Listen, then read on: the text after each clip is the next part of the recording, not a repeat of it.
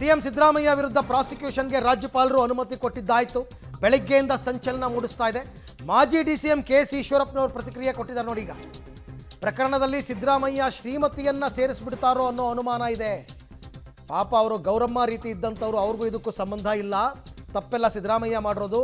ಅಂಥವರ ಮೇಲೆ ಆಪಾದನೆ ಬರದೇ ಇರಲಿ, ಅವರ ಪತ್ನಿಯ ಮೇಲೆ ಆಪಾದನೆ ಬರದೇ ಇರಲಿ. ಸಿದ್ದರಾಮಯ್ಯನವರು ಕಾನೂನುಬದ್ಧವಾಗಿ ಹೋರಾಡಿ ಕ್ಲೀನ್ ಚಿಟ್ ಅನ್ನು ಪಡೀಲಿ.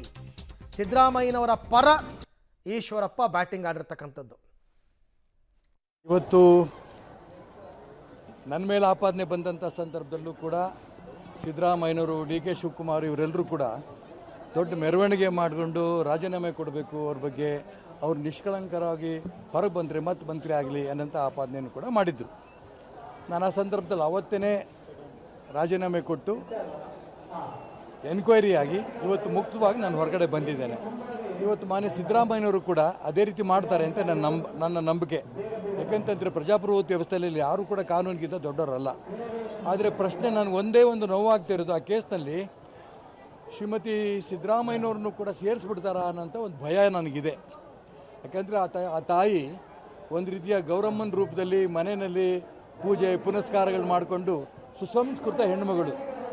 ಆ ಹೆಣ್ಮಗಳ ಮೇಲೆ ಆಪಾದನೆ ಯಾವುದೇ ಕಾರಣಕ್ಕೂ ಬರೋಕ್ಕೆ ಪ್ರಶ್ನೆ ಬರಲ್ಲ.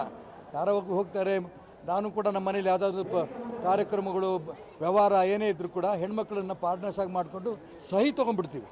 ಸೈನ್ ಮಾಡೋದು ಏನು, ಮನೆ ಯಜಮಾನ್ರು ಹೇಳ್ತಾರೆ ಸೈನ್ ಮಾಡಿರ್ತಾರೆ, ಅವ್ರು ಯಾವ ವಿಚಾರನೂ ಗೊತ್ತಿರಲ್ಲ.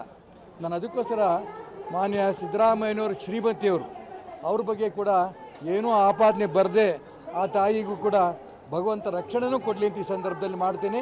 ಸಿದ್ದರಾಮಯ್ಯನವರು ಕೂಡ ಇದರಲ್ಲಿ ಒಂದು ಕ್ಲೀನ್ ಚಿಟ್ ತೊಗೊಂಡು ಹೊರಗಡೆ ಬರಲಿ ಅನ್ನೋಂಥ ಒಂದು ಆಶಾಭಾವನೆ ನನ್ನಿದ್ದೀನಿ.